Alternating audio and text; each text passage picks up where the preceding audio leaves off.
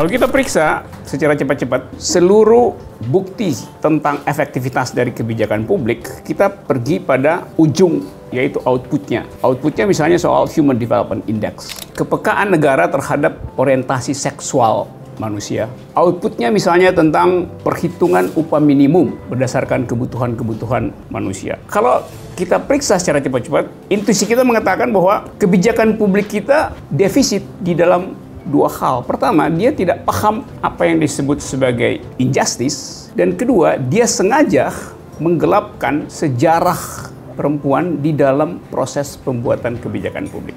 Di NTT ada satu daerah yang boleh disebut sebagai paling miskin di Indonesia yang mempraktekkan satu prinsip bahwa ibu setelah dia melahirkan, dia harus tidur di dapur selama 40 hari, tidak boleh makan daging bersama bayinya. Lalu kita mulai berpikir, kalau wisdom semacam itu tidak dipersoalkan oleh kebijakan publik, maka kita bisa bikin proyeksi cepat-cepat bahwa dalam satu dekade ke depan, IQ nasional kita akan tergerogoti oleh jumlah anak yang kekurangan oksigen, kekurangan zat besi, yang disuplai oleh sebuah tradisi di NTT. Dengan kata lain, IQ nasional akan defisit 0,0 sekian poin hanya karena ada semacam local wisdom yang sebetulnya berbahaya bagi pertumbuhan manusia itu. Ini negara, ini orang kaya, ini yang miskin. Sorry, kaya mesti agak gede. Kalau negara misalnya melihat ada kemiskinan, ada orang nongkrong di pinggir jalan, lalu ada jumlah orang yang kekayaannya lagi diuber oleh tax amnesty, lalu negara memajaki si orang kaya ini dan mensubsidi orang miskin ini, bagi libertarian artinya negara menghina dia sekaligus menghina dia.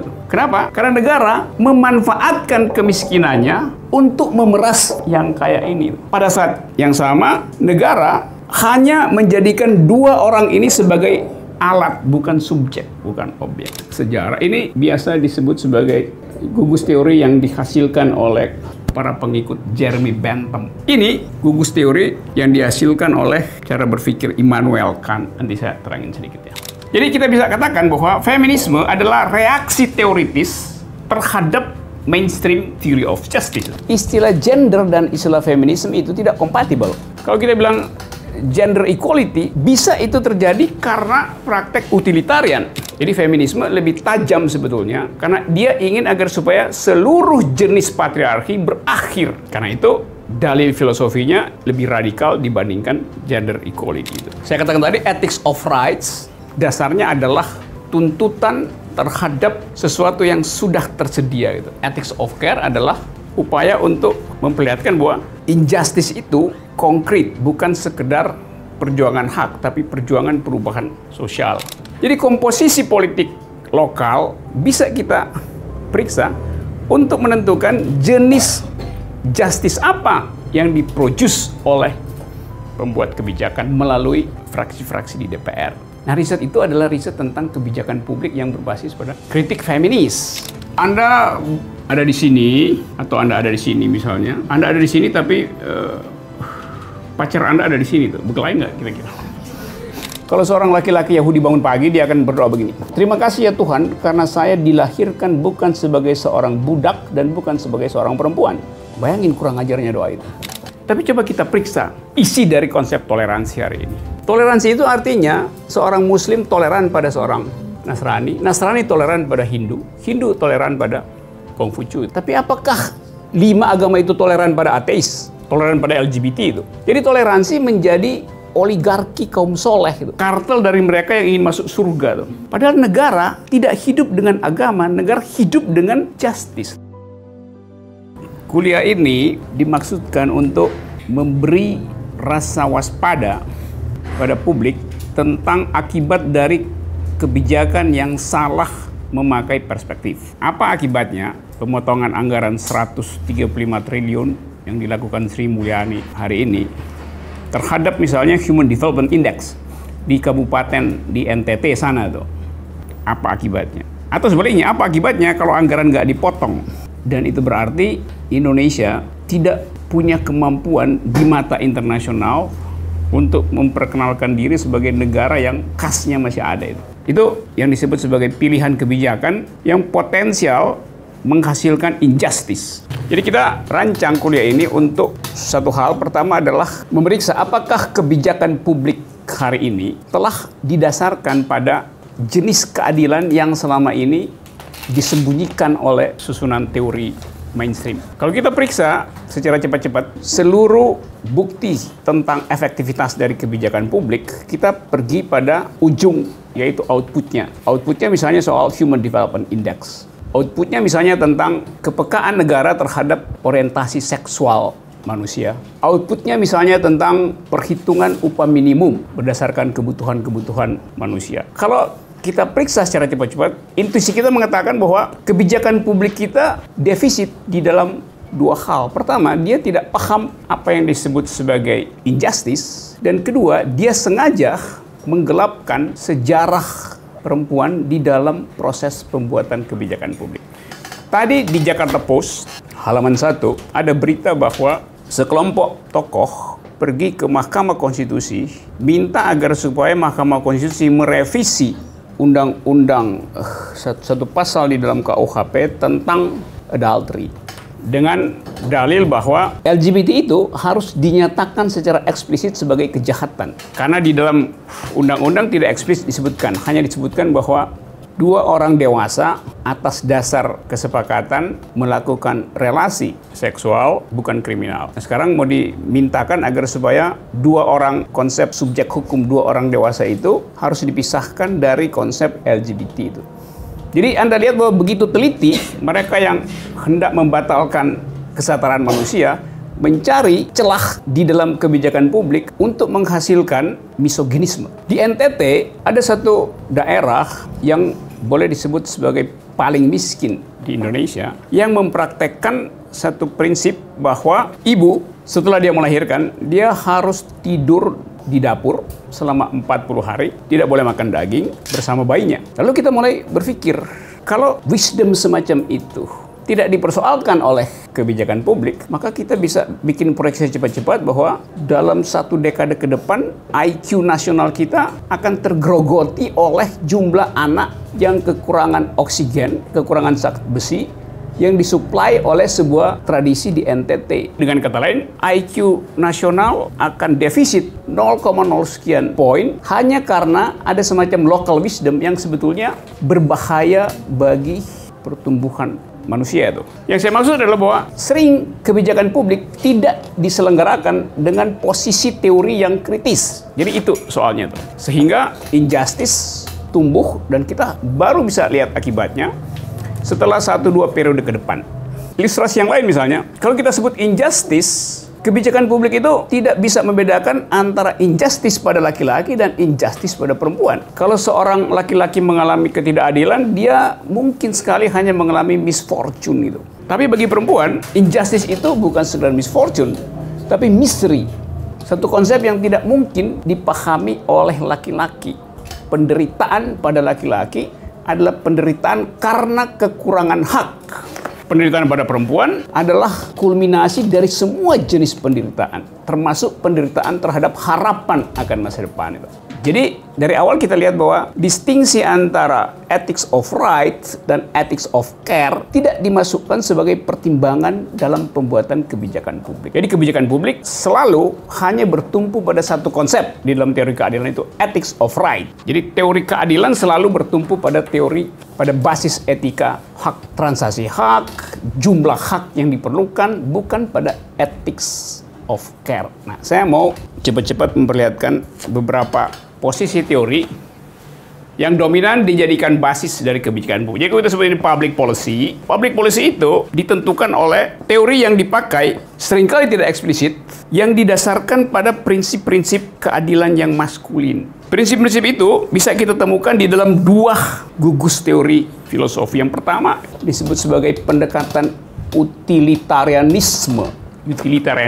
Satu jalan pikiran yang diucapkan oleh Jeremy Bentham di abad 17 untuk memperlihatkan bahwa kebahagiaan itu hanya bisa disebut adil bila memuaskan mayoritas. Jadi terkenal prinsip bahwa the greatest happiness itu hanya boleh dihasilkan bila dia menyangkut the greatest number. Dalilnya sederhana, suatu masyarakat disebut adil bila sebagian besar mayoritas memperoleh kebahagiaan terbanyak dari produk nasional, produk masyarakat yang biasa dihitung dalam ekonomi disebut sebagai jumlah agregat yang bisa dihasilkan, dan jumlah itu harus menyenangkan mayoritas. Sekarang ada problem, whose justice kalau disebut mayoritas. Nah, sebetulnya ide tentang mayoritas itu menganggap bahwa semua manusia setara di dalam kebutuhannya. Jadi utilitarianisme menganggap bahwa setiap manusia setara di dalam kebutuhannya. Feminisme memberi kritik bahwa nggak setara. Dulu misalnya zaman Orde Baru, ukuran untuk menghitung utility manusia agar supaya bisa dibuatkan formula tentang kebutuhan pokok, bunyinya adalah kebutuhan manusia itu diukur berdasarkan kebutuhan laki-laki. Karena itu duit rokok dimasukkan sebagai kebutuhan pokok pada waktu itu. Sementara pembalut perempuan tidak dianggap sebagai kebutuhan pokok. Jadi gaji dipakai berdasarkan kebutuhan fisik laki-laki. Karena dianggap buruh selalu adalah laki-laki. Jadi dari awal kita lihat ada bias di dalam teori keadilan, dan bias itu menyelundup ke dalam public policy itu. Tapi sebetulnya prinsip di dalam utilitarianism itu cukup egaliter pada waktu itu. Karena pada waktu itu keadilan itu hanya ditentukan oleh belas kasihan seorang aristokrat, atau hanya ditentukan oleh hukum yang diatur di dalam teologi. Kita ingat itu abad-abad 16. Hak itu tidak ada. Hak itu hanya ada pada raja, pada seorang feodal, atau pada para pendeta. Jadi kita kalau hidup pada waktu itu nggak bisa menuntut hak, karena asal-usul hak itu tidak sekuler. Nah, Jeremy Bentham menganggap bahwa ini nggak bisa kalau hak itu diandalkan pada sesuatu yang tidak berdasarkan transaksi manusia. Oleh karena itu dia putar argumentasi bahwa hak keadilan harus berasal dari masyarakat sendiri, tidak boleh nunggu semacam izin dari gereja atau belas kasihan dari seorang aristokrat. Jadi pada waktu itu kita anggap terobosan utilitarianisme menghasilkan kesetaraan, sebab akhirnya orang tidak lagi tergantung pada relasi personal dengan tuannya, juga tidak tergantung pada soleh tidaknya dia di hadapan paus atau romo di Eropa. Jadi pada waktu itu utilitarianisme adalah jalan pikiran yang revolusioner, karena dia menghentikan eksploitasi teologi terhadap soal keadilan. Jadi itu adalah penyelesaian sekuler dari sistem keadilan. Tapi buat kita sekarang, kita menganggap bahwa iya, sekarang teori itu tidak lagi demokratis karena tidak memperhitungkan tadi jenis keadilan yang bekerja pada tubuh perempuan, atau jenis injustice yang bekerja pada tubuh perempuan. Tetapi praktek kebijakan publik masih mempergunakan prinsip-prinsip utilitarianisme, dan prinsip itu yang dihasilkan setiap kali orang bikin APBN, APBD segala macam itu. Di Indonesia misalnya, waktu Sri Mulyani jadi Menteri Keuangan sebelum yang sekarang, Sri Mulyani bikin satu kebijakan bahwa semua departemen yang tidak memasukkan unsur gender di dalam proposal anggaran tidak akan dikeluarkan anggarannya. Tapi pada saat yang sama kita ingat peristiwa itu, Sri Mulyani dituduh sebagai neolib, dan pers semacam terbius dengan tuduhan itu karena ada sentimen ideologi. Jadi begitu disebut neolib, maka seluruh orang merasa bahwa itu adalah kejahatan kapitalis. Nah, itu yang saya mau katakan, bahwa seringkali istilah itu masuk di dalam pembicaraan publik tanpa skrutinisasi filosofis yang tajam. Bagaimana mungkin seorang neolib memihak pada kepentingan perempuan itu? Itu sekedar ilustrasi betapa dunia akademis kita filter kritisnya itu lumpuh, sehingga pembicaraan tentang kebijakan publik lebih diisi oleh retorika dibanding dengan logik, dengan logika. Itu soalnya. Jadi kelas ini dimaksudkan untuk memperlihatkan bahaya dari konsumsi teori yang tidak discrutinize berdasarkan logik dan critical discourse gitu. Jadi kita boleh sebut bahwa utilitarianisme mengandalkan jumlah keadilan, bukan kualitas keadilan, tapi jumlah keadilan itu. Gugus teori yang kedua yang mendominasi pembuatan kebijakan publik dikenal di dalam konsep libertarianism. Tadi pada utilitarianisme, keadilan itu dihitung berdasarkan jumlah kebahagiaan terbanyak yang bisa dinikmati oleh suatu masyarakat. Pada libertarianisme, keadilan itu tidak dihitung atau tidak diandalkan pada konsep jumlah kebahagiaan terbanyak, tetapi pada hak setiap individu untuk menghasilkan kebahagiaan bagi dirinya sendiri. Kalau ini produk nasional, kalau ini ada dua jenis masyarakat. Ini masyarakat yang kaya, ini masyarakat yang miskin. Maka negara disebut adil bila jumlah produk itu menghasilkan kebahagiaan pada kelompok yang paling besar. Mungkin nggak 100%, tapi 80%. Jadi jumlah ini harus fit and proper dengan bagian masyarakat terbesar. Yang ini boleh dibagi ke ini. Melalui apa misalnya? Melalui sistem pajak. Ini jalan pikiran utilitarianisme. Jalan pikiran ini ditentang oleh prinsip libertarianisme karena bagi orang yang menganut paham libertarian, setiap orang punya preferensi sendiri tentang kebahagiaan. Jadi tidak mungkin kebahagiaan itu diakumulasi dan dihitung secara agregatif gitu. Setiap orang punya preferensi tentang kebahagiaan. Misalnya orang yang lagi nongkrong di samping 7-Eleven di depan, mungkin dia lebih berbahagia dari mereka yang lalu lalang di jalan Ragunan itu dengan mobil mewah, tapi mengalami frustrasi karena macet itu. Jadi kita nggak bisa judge bahwa yang di dalam mobil ber-AC lebih bahagia daripada yang lagi nongkrong ngelamun di pinggir jalan. Itu adalah preferensinya. Sekarang dalam bentuk tadi ini negara, ini orang kaya, ini yang miskin. Sorry, kaya mesti agak gede. Kalau negara misalnya melihat ada kemiskinan, ada orang nongkrong di pinggir jalan, lalu ada jumlah orang yang kekayaannya lagi diuber oleh tax amnesty, lalu negara memajaki si orang kaya ini dan mensubsidi orang miskin ini, bagi libertarian artinya negara menghina dia sekaligus menghina dia. Kenapa? Karena negara memanfaatkan kemiskinannya untuk memeras yang kaya ini. Pada saat yang sama, negara hanya menjadikan dua orang ini sebagai alat, bukan subjek, bukan objek. Jadi seorang libertarian akan menganggap bahwa tindakan negara ini dia tidak menghormati orang ini, sebab ini cuma dianggap sebagai alat untuk diperas. Demi apa? Demi ini. Jadi ini juga diperalat untuk memeras ini. Ini adalah alat untuk menyumbang itu. Bisa nangkap nggak logiknya? Jadi seorang libertarian akan anggap bahwa negara itu nggak boleh sok tahu tentang jenis kebahagiaan orang itu. Hal yang sama berlaku di dalam jenis kenikmatan seksual misalnya. Negara mengatur bahwa seks itu artinya seks antar laki-laki dan perempuan. Kalau seks itu terjadi di antara sesama jenis, negara menganggap itu bukan seks. Padahal negara nggak pernah mampu menikmati keindahan seksual di antara dua orang lesbian atau dua orang homoseksual. Karena negara cuma tahu satu etik, yaitu etik heterogen, bahwa sensasi berciuman itu lebih nikmat di antara dua lidah yang sejenis misalnya. Negara nggak punya pengetahuan tentang itu. Tapi negara sok tahu.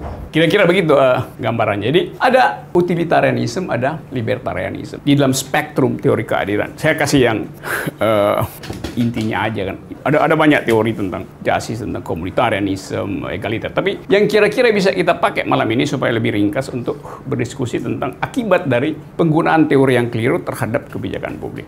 Sekedar untuk name dropping supaya kita sedikit punya sense sejarah. Ini biasa disebut sebagai gugus teori yang dihasilkan oleh para pengikut Jeremy Bentham. Ini gugus teori yang dihasilkan oleh cara berpikir Immanuel Kant. Nanti saya terangin sedikit ya.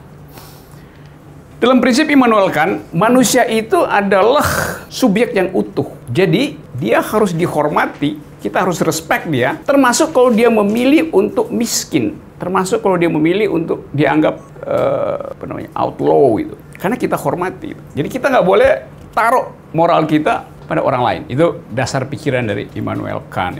Jeremy Bentham ini orang yang konsisten di dalam teori dia menganggap bahwa setiap manusia harus menghasilkan utility bagi orang lain. Dan karena itu waktu Jeremy Bentham wafat, dia bikin legacy, surat warisan bahwa tubuhnya itu harus berguna bagi semua orang. Karena itu tubuhnya dia serahkan untuk dibongkar, diambil mana yang masih bagus, supaya ada utility bagi orang lain. Jadi isi organ-organ utamanya dikeluarin, lalu tubuhnya itu diawetkan dan dipajang.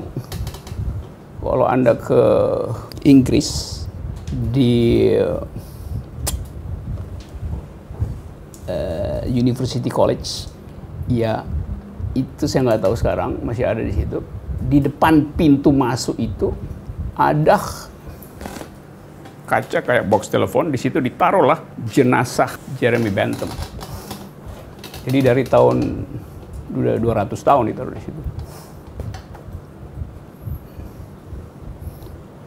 Dan University College itu adalah semacam upaya Bentham untuk mempraktekkan teorinya, karena pada waktu itu Universitas London University itu didominasi oleh orang kaya aja. Karena itu dia bikin universitas untuk menandingi itu, bahwa kaum yang tersingkir harus punya akses pada sekolah. Jadi Anda lihat pada waktu itu dia sangat revolusioner.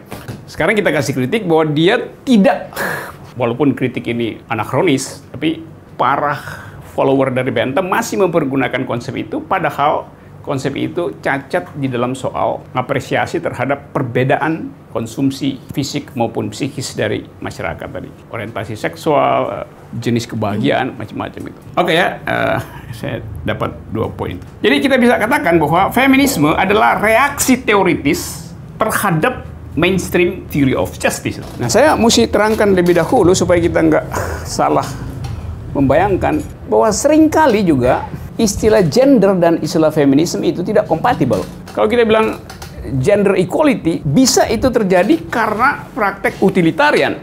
Jadi yang didistribusikan adalah kebutuhan sosial manusia, sehingga dia udah ada gender equality, tetapi tidak ada pemutusan hubungan ideologis dengan patriarkisme. Jadi patriarkisme masih bisa bekerja di dalam fasilitas gender equality karena ada kesalahan perspektif. Di dalam gender equality, orang ingin menyetarakan hak melalui kebijakan. Pada feminisme, kritiknya bukan sekedar kesetaraan hak, tetapi perubahan logik di dalam policy. Jadi feminisme lebih tajam sebetulnya, karena dia ingin agar supaya seluruh jenis patriarki berakhir. Karena itu, dalil filosofinya lebih radikal dibandingkan gender equality itu. Nah, kita di Indonesia misalnya masih pada tahap gender equality itu. Sementara di luar sana teorisasi tentang keadilan sudah masuk sampai pada psikologi bahasa itu. Feminisme akan menganggap bahwa cara kita menerangkan seperti ini itu udah cara patriarkis, karena bahasa yang dipakai adalah bahasa patriarkis gitu.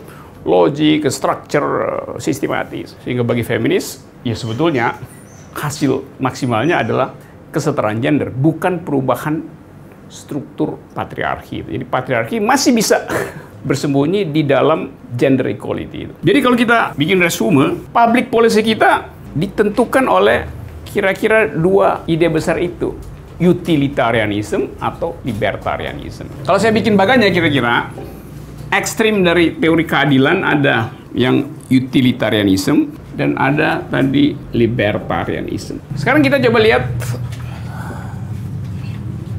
intervensi dari feminist ideas of justice terhadap fasilitas teori ini. Kalau kita mau menghitung lokasi pembuatan kebijakan publik, kita bisa petakan kebijakan publik itu di dalam, kalau saya taruh ini bidang 1, ini bidang Cartesian 1, 2, 3, 4. Kita bisa hitung seberapa banyak utilitarian beroperasi di dalam wilayah rights dan seberapa banyak beroperasi dalam wilayah care atau ethics of care dan ethics of rights. Saya katakan tadi ethics of rights dasarnya adalah tuntutan terhadap sesuatu yang sudah tersedia gitu. Ethics of care adalah upaya untuk memperlihatkan bahwa injustice itu konkret, bukan sekedar perjuangan hak, tapi perjuangan perubahan sosial masyarakat. Nah, sebelum ke situ saya pergi pada pembedaan tentang mengapa teori keadilan gagal mendeteksi jenis ketidakadilan yang berbeda pada perempuan dan laki-laki. Kalau seorang perempuan mengalami injustice, maka injustice itu dia alami dengan seluruh pengalaman ketubuhannya. Laki-laki tidak mengalami jenis pengalaman injustice yang menyangkut seluruh ketubuhannya. Laki-laki mengalami injustice karena tadi saya katakan kekurangan hak. Jadi defisit pada hak adalah injustice. Tapi pada perempuan, injustice itu menyangkut eksistensi dirinya, menyangkut seluruh eksistensi dirinya. Kalau misalnya harga daging itu mahal, bagi laki-laki menganggap ya udah tunggu aja harganya turun itu. Tapi bagi si perempuan, harga daging mahal itu sekaligus membuat dia cemas terhadap masa depan anaknya tuh, atau keluarganya secara keseluruhan tuh. Jadi bukan sekedar teori harga yang perlu diuji, dan itu hanya soal buka keran import masuk lagi, tapi kecemasan si ibu, si perempuan melihat anaknya atau mengetahui anaknya akan kekurangan protein 1 tahun ke depan itu. Nah, pikiran itu tidak ada pada laki-laki. Jadi ethics of care itu khas menyangkut knowledge yang hanya dimiliki oleh perempuan. Karena tubuh perempuan berhubungan langsung dengan seluruh kondisi injustice. DPRD yang patriarki pasti menghasilkan APBD yang misoginis. Jadi komposisi anggota DPR di situ kita bisa ini partai yang patriarki berkumpul di situ menentukan isi APBD. Ada satu kabupaten di Sumatera, jalan aspal yang mulus itu kira-kira cuma 24 km. Sementara bupatinya punya Harley Davidson yang dirancang untuk ngebut 200 km per jam. Jadi you bayangin bahwa si bupati memperoleh subsidi dari APBD dengan segala macam cara agar supaya motornya itu setiap hari mengkonsumsi Pertamax. Padahal jalannya 24 km, itu artinya dalam 10 menit dia udah nyampe di ujung jalan, lalu dia turun naik ojek gitu. Tapi apa akibatnya? Akibatnya puskesmas di kabupaten itu kekurangan antibiotik. Maka kita bisa pastikan bahwa tingkat kematian ibu dan anak di kabupaten itu pasti akan tinggi. Dia bukan meninggal karena kekurangan antibiotik, tapi karena kelebihan Pertamax di motor gede si bupati. Jadi kita lihat trade off di situ, bahwa Harley Davidson membunuh bayi dan ibu di situ karena berebut anggaran yang terbatas. Jadi logik itu hanya bisa ditemukan bila anggaran itu diperiksa dengan kacamata feminis itu. Nah, kita bisa bertanya, kenapa begitu? Kenapa di tempat lain enggak? Kita bisa usut lebih jauh lagi, siapa yang buat public policy itu? Kalau komisi satunya isinya adalah laki-laki semua yang menentukan anggaran, maka masuk akal bahwa subsidi terhadap motor gede bupati dihasilkan oleh cara berpikir yang patriarkis. Karena motor gede itu pasti sebulan sekali harus dibawa ke Medan atau Jakarta untuk diservis, dan itu butuh uang. Jadi komposisi politik lokal bisa kita periksa untuk menentukan jenis justice apa yang diproduce oleh pembuat kebijakan melalui fraksi-fraksi di DPR. Nah, riset itu adalah riset tentang kebijakan publik yang berbasis pada kritik feminis. Dan itu yang bukan jarang, tapi orang mungkin ada minat orang meneliti itu, tapi terbatas gugus teori yang dia miliki untuk mempersoalkan the new kind of injustice di dalam kabupaten ini. Sama tadi dalam soal NTT misalnya, dengan cepat kita tahu bahwa pasti HDI di kabupaten itu akan turun. Apa hanya itu? Lebih dari itu kritik feminis, yaitu bahwa mengapa ibu itu nggak boleh keluar dapur, sementara si laki-laki boleh menikmati seluruh fasilitas publik, termasuk pergi ke tempat pelacuran atau mengundang konkubinnya untuk nginep di kamar depan karena istrinya ada di dapur itu. Karena dia nggak bisa berhubungan seksual dengan istrinya selama 40 hari. Jadi di balik local wisdom ada patriarki. Di balik local wisdom ada local kingdom.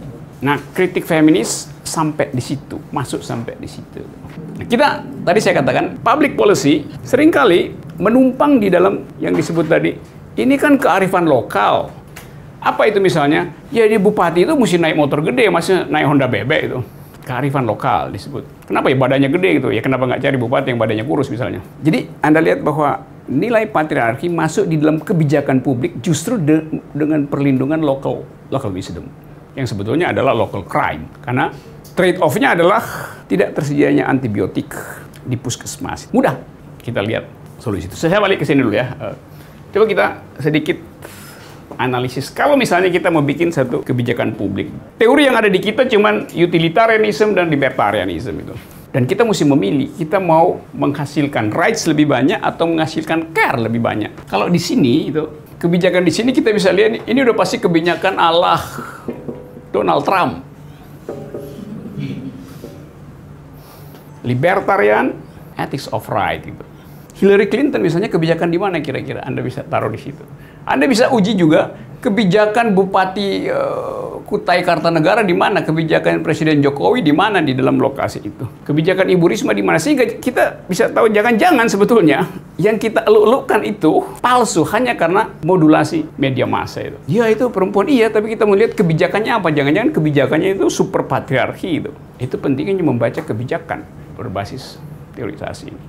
Jadi sensasi publik itu bisa menutup kritisisme kita untuk menilai di mana ada lokasi ketidakadilan. Saya kasih contoh ini pasti wilayah public policy dari Donald Trump. Di Indonesia Donald Trumpnya siapa? Anda tentuin aja siapa, bisa cari. Ahok ada di mana dalam pembuatan kebijakan itu. Ya tapi dia populis, iya tapi you mesti analisis akibat dari pseudo populisme semacam itu misalnya. Ya kan dibikin taman segala macam, iya tapi kita mesti analisis apa taman itu betul-betul punya impact pada ethics of care. Ya anak-anak bisa bermain, oke, itu yang kita lihat secara kasat mata. Tapi kita mesti uji apakah policy itu berbasis pada ethics of care, didasarkan pada sejenis utilitarianism atau ada di situ. Nah versi yang kira-kira lebih manusiawi dari utilitarianism biasa disebut sebagai liberalism. Nah kita selalu salah atau mencampur aduk antara libertarian dan liberalism. Kalau Anda ada di Amerika, Anda bilang I am liberal, artinya Anda kiri. Kalau Anda ada di Eropa, liberal artinya kanan itu. Liberal artinya pro partai konservatif bila ada di Eropa. Karena partai kiri adalah partai buruh di Eropa. Tapi di Amerika, partai Republik itu adalah yang partai konservatif. Yang anti pajak itu golongan libertarian. Sementara Partai Demokrat itu golongan liberal. Nah, kata liberal ini yang masuk salah kaprah di kita dan menganggap liberal artinya konservatif. Ya iya di Eropa, tapi bukan di Amerika. Tuh partai Hillary Clinton dan Obama itu adalah berideologi liberal, bukan libertarian. Karena masih ada unsur untuk memperhatikan social justice. Donald Trump nggak mau pengusaha itu dipajaki. Karena itu artinya tadi menghina usaha individual. Oke, saya balik ke sini dulu ya dengan pengertian ini. Jadi ini lebih sosialistis, itu lebih individualistis. Yang ini soal rights, yang sana soal care. Gitu. Justice bisa ada di sini, bisa ada di sini. Dengan argumen masing-masing. Anda ada di sini, atau Anda ada di sini misalnya. Anda ada di sini tapi pacar Anda ada di sini. Tuh. Berkelahi nggak kira-kira? Oke, saya bisa akali ini dengan cara lain. Bisa. Ini saya kasih ini terlalu absolut ya. Misalnya jurnal perempuan lokasinya di mana di dalam peta itu misalnya. Ada unsur libertarian tadi, Anda benar ya ada hak untuk menentukan orientasi seksual misalnya. Ada rights terhadap itu. Tapi care juga diperlukan.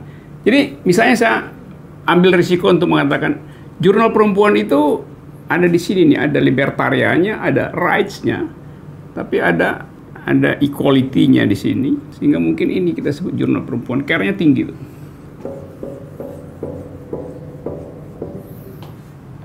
Secara keseluruhan. Tapi kalau isinya lebih spesifik, misalnya soal orientasi seksual, mungkin seseorang itu ideologinya ada di sini nih, libertariannya tinggi sekali, karena dia nggak mau ikut pada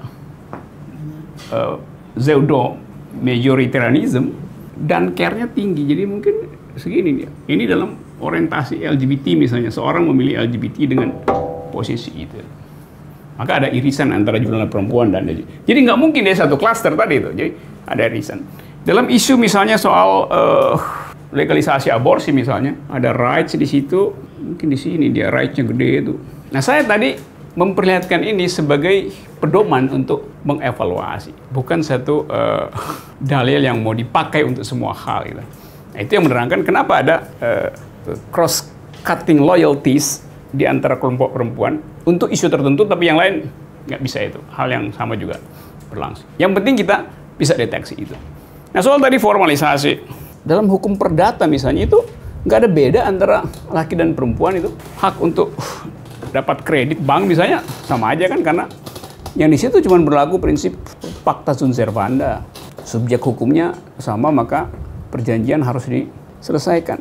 Tetapi dalam praktek, kalau Anda perempuan minta kredit ke bank, si bank akan tanya rekening suami Anda berapa gajinya itu. Karena itu culture. Kan kita bilang, kenapa you tanya itu? Kenapa nggak tanya kalau laki-laki nggak ditanya? Ya si pejabat bank juga bilang, iya saya tahu Anda berhak, tapi ya ini ada kebiasaan sih kalau perempuan minjem nggak balik duitnya tuh. Padahal itu nggak ada urusan, itu soal hak. Ya bisa tuntut kalau dia nggak balik kan.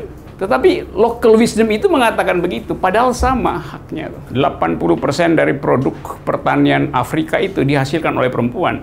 Tetapi hak kepemilikan terhadap lahan di Afrika itu hanya 14% di tangan perempuan. Jauh disparitasnya.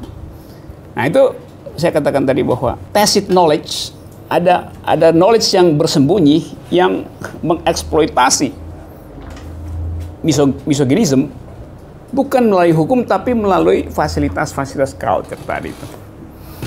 Dan itu susah ditembus oleh policy karena dianggap ya udahlah itu kan bagian dari Indonesia, bagian dari kekayaan budaya. Padahal itu bagian dari kejahatan budaya sebetulnya di tingkat lokal itu. Jadi kira-kira itu sinopsisnya itu. Kita bisa bermain-main dengan bagan ini. Anda bisa bikin bagan yang lain, tapi saya bikin kalau ini saya sebut sumbu X ini, sumbu apa ini? Sumbu ideologi sebut aja ini. Ini sumbu politik. Politik yang berbasis pada right atau politik yang berbasis pada care. Teori keadilan yang berbasis pada hak individu atau teori keadilan yang berbasis pada social justice. Jadi ini ekstrim, ini social justice. Saya kasih contoh lain ya supaya kita bisa pahami ini lebih bagus lagi. Obama punya Obamacare gitu.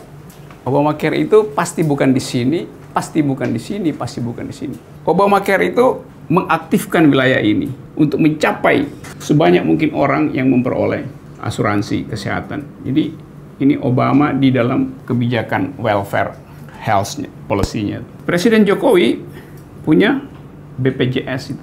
Dalam kalkulasi saya segini tuh BPJS. Ini Jokowi, ini Obama. Lalu kita bertanya, lebih Pancasilais mana, Obama atau Jokowi itu dalam jaminan kesejahteraan sosial misalnya, dari segi policy itu. Jadi kalau kita maki-maki Amerika sebagai tidak Pancasilais, loh fakta kebijakannya lebih Pancasilais daripada yang dilakukan oleh orang Indonesia. Belum soal korupsi segala macam. Dalam kasus misalnya LGBT itu, kalau saya hetero, lokasi luang publik saya itu satu mall Plaza Senayan tuh. Nah, saya bisa pindah-pindah di kafe, pindah ke butik A, B. Tapi kalau Anda lesbian atau gay atau sekarang kalau saya pakai istilah yang belum salah mungkin ya, karena udah ada sistem pengistilahan dalam soal orientasi seksual, tapi saya pakai generiknya aja. Kalau Anda LGBT, ruang publik Anda itu cuma 2 kali 2 meter, 4 meter persegi, yaitu di toilet. Cuman itu ruangan Anda. Sementara ruang saya lebih luas itu. Jadi bahkan yang 2 square meter itu, yang sebetulnya tempat intimasi, itu nggak dia miliki. Sementara kalau Anda hetero, Anda punya intimasi seluas mall itu tuh. Nah, public policy nggak memperhatikan itu. Karena apa? Karena dalil bahwa intimasi itu adalah sifatnya hetero tuh. Jadi soal-soal semacam itu yang kita persoalkan. Padahal sebetulnya kita menganut sistem demokrasi. Demokrasi itu intinya adalah melindungi semua jenis pengalaman warga negara. Kalau demokrasi hanya melindungi jenis pengalaman warga negara hetero, itu bukan demokrasi. Tapi kita akan bilang, iya tapi itu kan bertentangan dengan kultur. Kita balik lagi bahwa local wisdom adalah local crime. Jadi sebetulnya ya kita tidak demokratis karena kita tidak mampu melindungi seluruh jenis pengalaman manusia. Padahal demokrasi tumbuh dengan cara mendeteksi jenis pengalaman baru. Pengalaman apa misalnya? Relasi kita dengan anjing, relasi kita dengan burung. Yang dulu dianggap bahwa ya itu jenis pengalaman yang lain. Iya, tapi kalau Anda di Amerika di tempatnya gadis, anjing itu harus didaftarkan dalam kartu keluarga. Kalau di Inggris, burung itu adalah properti dari Ratu Inggris. Jadi Anda akan kena crime kalau nyambit burung. Dan sekarang di Prancis ada debat, apakah pets itu akan dimasukkan sebagai citizen, sehingga konsep citizen berubah itu. Bahwa citizen bukan cuma manusia, tapi juga binatang. So do you speak environmental ethics, do you speak animal liberation, dan seterusnya. Jadi ethics evolve, tetapi demokrasi kemudian seolah-olah ditawan, dipenjarakan oleh local culture. Nah itu keajaiban di dalam masyarakat kita hari ini. Jadi misoginisme justru diproduksi makin tinggi, sementara indeks demokrasi dianggap makin baik. Nah itu juga catatan kita kan, bahwa BPS sekarang bikin indeks demokrasi. Tetapi yang diukur bukan civil liberties di situ. Kebebasan untuk menikmati intimasi tidak dianggap sebagai bagian dari demokrasi. Jadi agak ajaib bahwa indeks demokrasi kita membaik misalnya, tetapi civil liberties memburuk karena tadi misoginisme itu diproduksi terus-menerus. Nah, kita bisa kasih kritik bahwa cara mengukur indeks demokrasi juga keliru karena tidak memasukkan ethics of care dari pengalaman perempuan itu, dari perspektif feminis. semua indeks bisa dipersoalkan dengan cara itu. Coba kita lihat kasus Bali. Debat tentang reklamasi itu. Saya pro pada perjuangan anti reklamasi. I am an environmentalist. Tapi kadangkala kita tidak konsisten itu. Sebab dalil yang diucapkan di situ adalah itu hak masyarakat adat pantai itu. Berarti sangat antroposentris cara berpikirnya. Itu posesif. Masyarakat adat berhak terhadap Teluk Benoa gitu. Terus kalau saya investor, saya akan bilang, saya juga berhak atas Teluk Benoa. Tapi Anda bukan manusia. Iya, tapi saya manusia sama seperti Anda. Saya bisa buktikan bahwa saya bisa menghasilkan utility dari teluk itu lebih besar dari Anda itu. Tapi kalau kita ucapin itu bullying itu akan tiba secepat Anda nge-tweet itu. Jadi kita mengiyakan eksklusivisme itu atas dasar bahwa itu dari awal dimiliki oleh masyarakat adat. Jadi konsep tetap adalah properti. Teluk itu adalah properti dari masyarakat adat. Kemudian diakses dengan teologi ke dalamnya. Tapi konsepnya tetap sama, properti kan? Lalu kalau ada seorang yang mau investasi di situ dan menjadikan dia properti, kenapa nggak boleh itu? Dari logika nggak jujur analisis itu. Kalau kita mau jujur, kita akan bilang bahwa saya adalah legal standing dari teluk itu. Karena itu bukan kepentingan saya yang saya perjuangkan, tapi kepentingan teluk untuk memiliki lekuk. Kepentingan dari karang untuk memiliki ikan. Itu kita nggak dengar diskursus itu.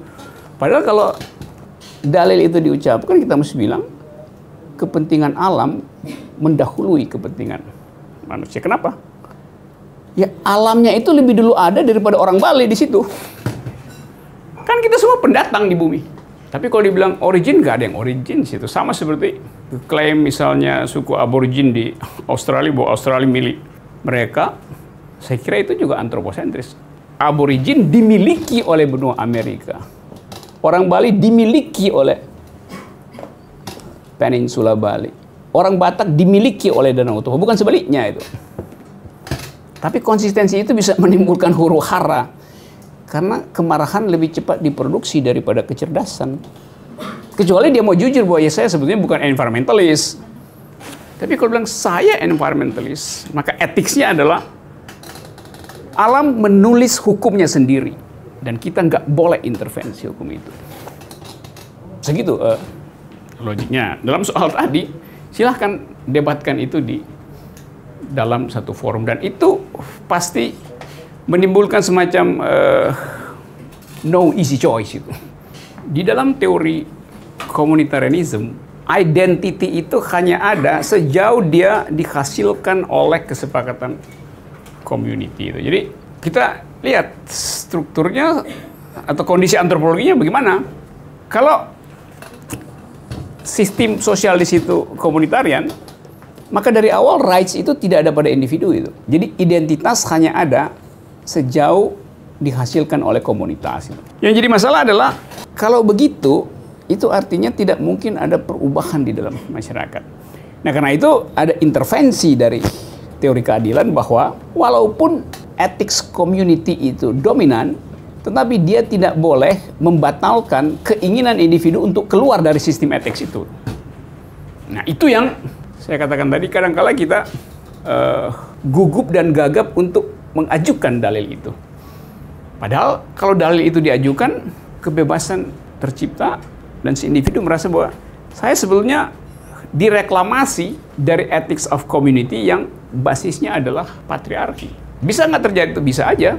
Kalau misalnya bupatinya atau tokohnya di situ habis ikut mata kuliah di sini dan dia merasa bahwa saya mau bikin perubahan dan mengambil risiko dengan itu. Nah, kalau dia nggak mau ambil risiko, artinya dia menyumbang lebih banyak pada praktek misoginis di dalam masyarakat itu. Kalau ada seseorang di situ datang dengan keterangan, kalau saya beri keterangan di situ mungkin, atau Anda ada di situ, Anda diusir oleh masyarakat NTT itu kan.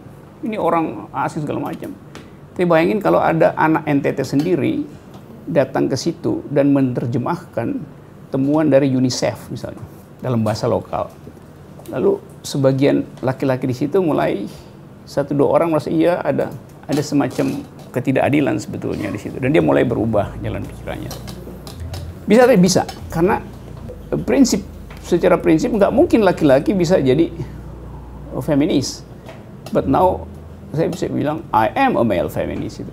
Karena ada rasa bersalah bahwa saya berutang pada 25 abad eksploitasi perempuan. Dari sejak Aristoteles menganggap bahwa perempuan itu adalah bayi yang bertubuh besar. Tubuhnya besar, otaknya nggak ada. Kan itu sinisisme di dalam filsafat Aristoteles. Atau doa seorang Yahudi, saya kira iya, doa itu salah satu doa bunyinya begini. Kalau seorang laki-laki Yahudi bangun pagi, dia akan berdoa begini. Koreksi saya kalau saya salah menyebut itu Yahudi. Saya kira iya tuh. Doanya begini, terima kasih ya Tuhan karena saya dilahirkan bukan sebagai seorang budak dan bukan sebagai seorang perempuan. Bayangin kurang ajarnya doa itu. Tapi itu doa yang dilindungi oleh tradisi. Tapi kita bisa anggap ya itu doa oke pada waktu itu. Tapi masa doanya masih begitu setelah 25 abad? Kan demikian banyak verses dalam kitab suci yang melakukan hal itu. Karena perempuan itu dibentuk dari rusuk Adam, maka perempuan itu sekunder terhadap Adam itu. Kenapa interpretasi itu yang mesti dipakai? Kenapa kita nggak balik interpretasi bahwa iya perempuan itu dibuat dari tulang rusuk Adam. Tulang rusuk Adam itu isinya adalah kalsium, protein, zat besi. Sementara Adam dibuat dari lumpur. Apa bukan lebih bagus perempuan daripada Adam itu? Kan, tapi orang takut kasih interpretasi itu hanya karena tadi strukturisasi dari local wisdom atau theological point of view. Nah itu soal lain, itu soal kegembiraan kita untuk menikmati bertahannya antropologi patriarki atau kita ingin beri intervensi itu dengan kekuatan argumentasi. Tentu ke pejabat publik kita pakai ini, tapi kalau kita ketemu tokoh, nah kadang-kala kita bisa katakan, oh iya itu bagus pada waktu itu wisdom itu, tapi sekarang wisdom itu dipakai Anda untuk collect benefit economics dari kedudukan dia sebagai kepala adat itu, karena semua akan nyetor ke situ tuh, atau sebagai tokoh agama di daerah. Nah, seringkali kepentingan ekonomi sebetulnya ada di balik dalil komunitarian, local wisdom, etc. Kalau dua orang manusia membuat relasi seksual heterogen, etiknya itu standar, yaitu disuplai oleh teologi, disuplai oleh hukum itu. Tapi bayangin bahwa gini-gini.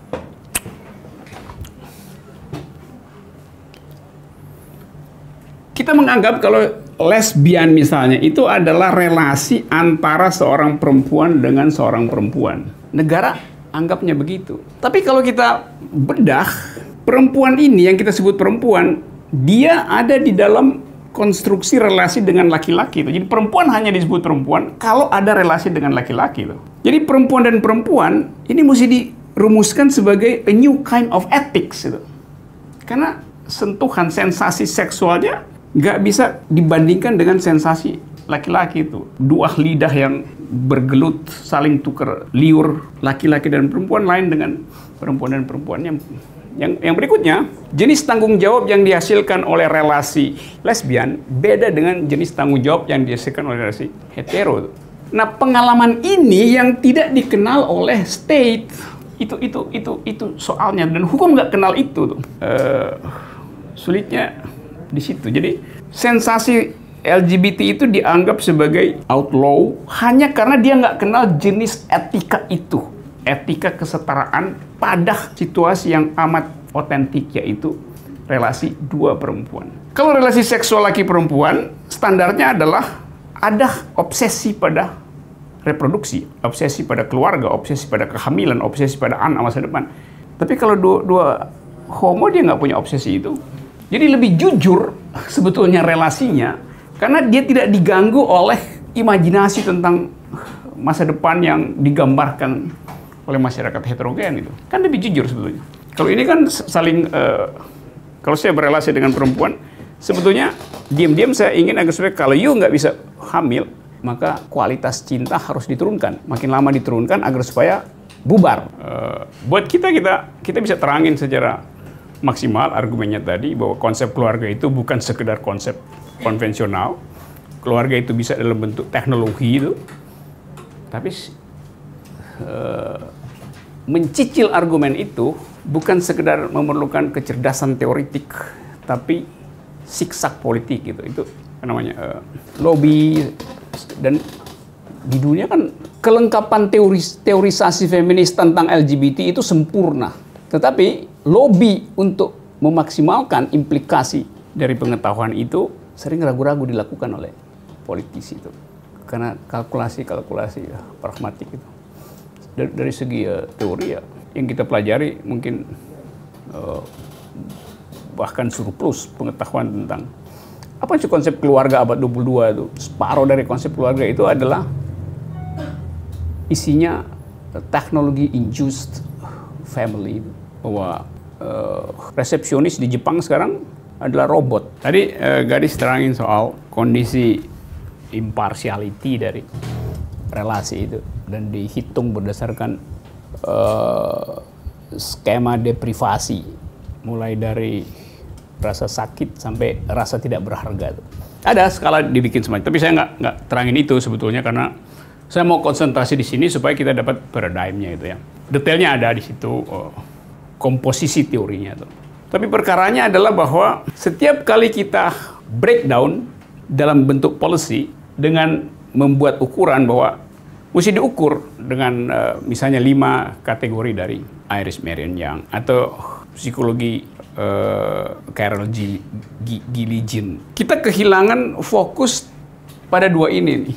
Nah, saya berpikir bahwa kalau Anda atau kalau kita tidak die hard di dalam positioning, maka kita akan diganggu oleh supply kebijakan yang seolah-olah udah gender equality atau udah peka pada feminisme itu. Nah, sebagai contoh misalnya, seluruh keterangan Iris Marion Young bisa diadopsi melalui kebijakan Menteri Perempuan dan Anak misalnya. Tapi dia cuma pakai itu sebagai parameter untuk kebijakan departemennya. Sementara departemen yang lain tidak melakukan hal yang sama. Karena tidak dalam satu paradigm tentang ethics of care. Itu yang saya maksud. Jadi keterangannya adalah bahwa feminisme itu adalah comprehensive ideas tentang justice. Dan itu tidak mungkin kompatibel dengan libertarianisme dan utilitarianisme. Dia sebetulnya satu jalan pikiran yang korektif.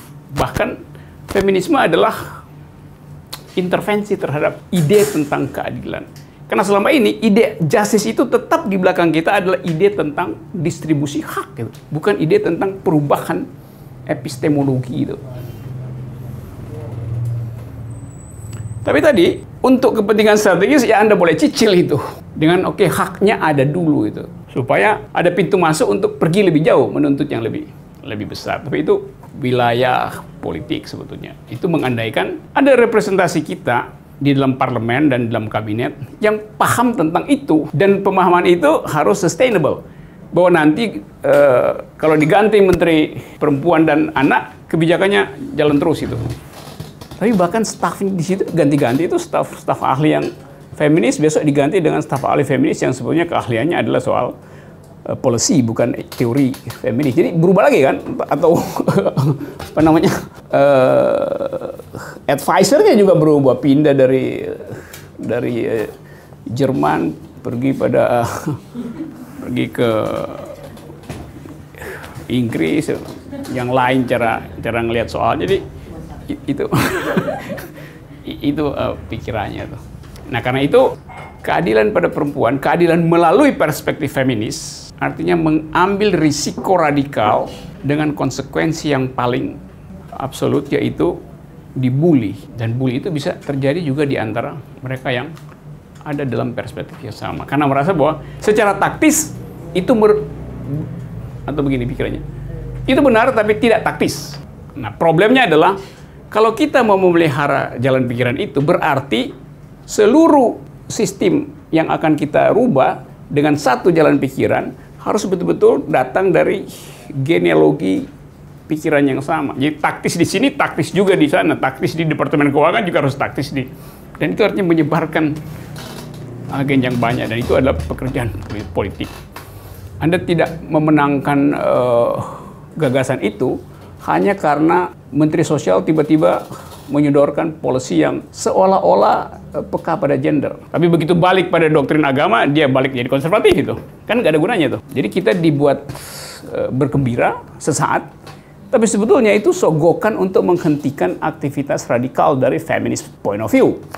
Itu yang selalu kita harus asumsikan bahwa mereka yang tidak final mengambil perspektif feminis akan bermain di dalam wilayah yang pragmatis. Tinggal dipilih, mau layani pragmatisme itu atau ambil posisi radikal. Jadi itu kompleks ya, bukan hal yang bisa kita selesaikan dengan satu kuliah. Tapi saya mau sekedar memberitahu tentang celah yang sangat sempit untuk menghasilkan keadilan dengan fasilitas ethics of care ala feminisme.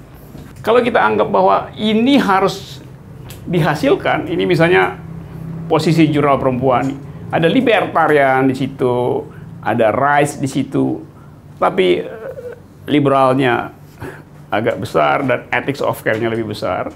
Kondisi di sini, saya ulangi ya, kondisi ini dihormati nggak oleh sebetulnya stakeholder feminis Jakarta itu. Walaupun diterangkan secara agak, atau bukan sekedar agak, dengan sangat jernih. Misalnya, ini ada feminis juga, tapi dia dari sini, dari lokasi ini pergi ke partai politik, terus jadi penasihat gender di situ tuh. Kita senang. Tetapi dia tidak bisa menghasilkan output karena struktur dari partai itu adalah feodal. Maka yang terjadi adalah dia cicil kesepakatan atau wisdom di sini ke situ. Dan kita bisa tunggu kalau dia mayoritas menang di DPR, polisinya bisa berubah. Tapi bagaimana kalau dia gagal di situ tuh? Jadi variabel itu penting. Yang kedua adalah endurance dari the so-called aktivisme itu, sustainability dari ide itu. Nah, saya terus terang mau mengatakan bahwa itu yang jadi window of vulnerability dari gerakan perempuan di sini.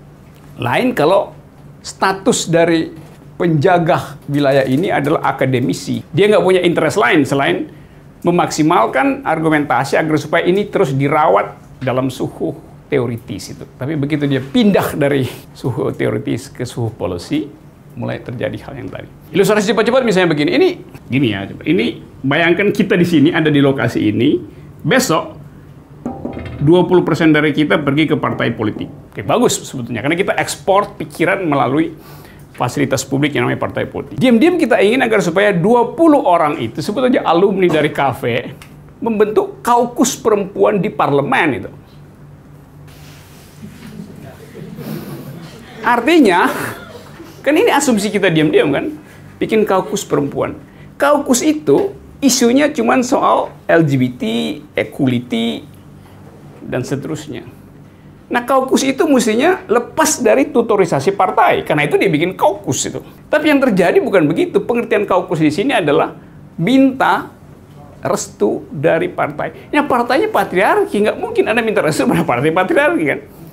Kan itu problemnya. Yang dari dulu terjadi. Setiap kali kita bikin pelatihan, yang datang adalah mengatakan kita kaukus perempuan. Iya, tapi Anda masih bagian dari fraksi. Nggak mungkin. Padahal dia diberi kemewahan untuk mengucapkan kami kaukus. Apa artinya? Artinya dia nggak paham apa itu kaukus. Bahwa kaukus itu dihormati justru karena ada isu spesifik di mana masing-masing partai punya pengertian yang sama tentang isu itu. Ini dia mau rapat kaukus, tunggu ya, saya tanya dulu sama ketua fraksi, boleh nggak ikut? Ya ngapain nanya ketua fraksi kalau Anda anggota dari kaukus itu? Ya. Paguyuban. Iya, semacam arisan kan, arisan isu itu, bukan. Jadi itu hambatannya, karena itu saya mengerti soal itu. Lalu kita ngomel, nggak ngerti dia udah ikut pelatihan. Ya bukan dia nggak ngerti. Dari awal sebetulnya kita nggak disiplin di dalam menegakkan panji-panji feminisme. Tapi itu soal yang ya ada di semua kelompok. Tapi tentu kita nggak pesimis. Begitu tahu bahwa oke, nggak ada soal, yang penting ada akses ke situ untuk ya bikin seminar pakai banner feminis, paling nggak diganggu. Tapi begitu Menteri Menko-nya diganti oleh tokoh dari partai yang patriarki nggak bakal lagi istilah feminis diizinkan muncul di forum seminar tuh. Setiap kali kita periksa misalnya di tempatnya Menteri Perempuan, siapa sekarang staf ahlinya tuh? Ya tergantung interest si Menteri Perempuan. Bukan staf ahli yang menetap di situ sebagai think tank, tapi staf ahli yang melekat pada ideologi si menteri, dan menteri itu tidak dipilih berdasarkan akses dia pada pengetahuan perempuan, tapi berdasarkan pertimbangan komposisi lokal dari presiden. Kenapa mesti dari Papua? Ya karena Papua nggak ada representasi. Jadi bukan representasi kepentingan perempuan, tapi kepentingan geografi sebetulnya tuh. Tapi mesti dicari yang perempuan tuh. Jadi nggak clear cut sistem rekrutmen atau meritokrasi dalam demokrasi kita tuh. Itu. Terus, oh udah yang penting dikasih kesempatan 2 tahun tuh nanti di reshuffle ganti lagi dari daerah lain gitu. Jadi kebijakan itu tidak menghasilkan sustainability dari radical ideas of feminism. Gitu kira-kira problemnya. Itu problem real ya, bukan problem teoritik gitu. Hal yang nggak mungkin ada di negara-negara yang beradab gitu, yang udah mapan dan menganggap bahwa dalil partai liberal, dalil partai demokrat nggak akan berubah siapapun presidennya. Kalau di sini dalil Presiden Jokowi itu setiap 2 menit berubah. Seluruh proposal nawacita itu adalah kiri, sekarang kebijakannya adalah kanan gitu. Dan semua orang diam, tutup mulut. Kenapa? Karena sama, nggak punya stok pengetahuan yang cukup tentang apa yang disebut conflicting claims dalam pembuatan kebijakan publik. Separuh dari orang yang ada di istana malam ini adalah alumnus dan alumna dari civil society yang belajar hak asasi manusia. Tapi setiap hari dia nggak punya rasa bersalah untuk ikut sidang bersama dengan Menko Polhukam hari ini. Nah itu yang disebut bahwa etik itu nggak melekat. Selama politik itu transaksional, maka garis ideologi nggak bisa kita baca pada presiden. Kan reshuffle mestinya mereshuffle sesuatu yang tidak sejalan dengan garis ideologi itu. Ini reshuffle justru menghadirkan potensi ideologi yang berseberangan. Bagaimana mungkin Jokowi mereshuffle lalu masukkan Golkar di situ? Loh itu namanya sleeping with the enemy. Tapi kepentingannya apa ya? Kepentingannya ada orgasme palsu dalam politik, yaitu dukungan legitimasi di parlemen itu. Kan itu perkaranya itu. Jadi kita buat mempersoalkan maksimalisasi dari keterlibatan perempuan, juga kita sekaligus melihat secara komprehensif perilaku rejim, perilaku politik rejim. Jadi kritik kita terakhir sebetulnya, atau kritik forum ini terakhir adalah feminisme itu komprehensif di dalam doktrinnya, tertib di dalam idenya, jernih di dalam arah kebijakannya, tapi dia hanya bisa tumbuh sehat di dalam lambung politik yang beradab. Itu aja kumulasi akhirnya tuh. Yang Anda lakukan misalnya tibanya di mana? Kalau kita bikin evaluasi terhadap trafficking, itu jangan-jangan jatuhnya itu ke Menko Polhukam, dan briefing datang dari Menko Polhukam itu. Jadi dari awal dia tidak punya kepekaan terhadap apa yang disebut tadi saya sebut misteri dari perempuan sebagai korban trafficking. Dianggap ya itu soal dokumen aja, soal legal dokumen. Dia nggak mau periksa itu, bahwa dia diekspor dari sistem patriarki di lokal yang paling terpojok dan dia nggak ngerti bahwa itu bekerja dalam sistem internasional. Jadi dia selalu lihat itu secara tadi parsial aja, soal teknis. Lain misalnya kalau Menko Polhukamnya salah satu dari Anda di sini misalnya, Menko Polhukam. Enggak, saya mau lihat perempuan di situ. Dan orang akan bingung, loh kok perempuan Menko Polhukam? Loh iya, dia akan nyuruh yang akan ngurus hak asasi kok, akan ngurus keamanan, akan ngurus security, akan ngurus trafficking. Tapi presiden akan anggap aneh dong saya angkat Menko Polhukamnya perempuan. Nah, perspektif pertahanan misalnya, negara menganggap perang itu adalah perang pakai tank, perang pakai perang konvensional. Padahal pelaku hubungan internasional hari ini adalah bukan lagi state, aktornya bukan state tapi non-state actor. Pelaku hubungan internasional siapa? Ya teroris. Di mana tempatnya dia bukan state. ISIS itu negaranya ada di situs, ada di internet, nggak punya lokasi tapi dia punya kekuatan itu. Pelaku bisnis adalah Panama Papers, bukan korporasi BUMN. Jadi perubahan-perubahan itu yang tidak bisa diikuti oleh rejim yang sekarang ini. Ide untuk menghasilkan justice, ide untuk mengucapkan kesetaraan seringkali dibatalkan oleh kesopanan kita untuk bertengkar secara akademis. Kalau misalnya disodorkan sekarang tadi soal teori tadi toleransi itu, kita seolah-olah kagum dengan teori itu kan. Nah, kita mesti toleran itu. Tapi coba kita periksa isi dari konsep toleransi hari ini. Toleransi itu artinya seorang Muslim toleran pada seorang Nasrani, Nasrani toleran pada Hindu, Hindu toleran pada Konghucu. Tapi apakah 5 agama itu toleran pada ateis, toleran pada LGBT itu? Jadi toleransi menjadi oligarki kaum soleh itu. Kartel dari mereka yang ingin masuk surga tuh. Padahal negara tidak hidup dengan agama, negara hidup dengan justice. Jadi ada yang salah tuh dalam konsep kita tuh. Toleransi artinya Anda toleran pada orang yang tidak beragama. Itu namanya dalil demokrasi itu. Ngapain toleran pada orang yang sama-sama beragama? Dan orang atau kelompok yang pro toleran ini justru tidak toleran terhadap tadi perbedaan seksual, perbedaan keyakinan segala macam. Kenapa begitu? Karena negara ini surplus doa dan defisit akal. Itu masalahnya. Terima kasih.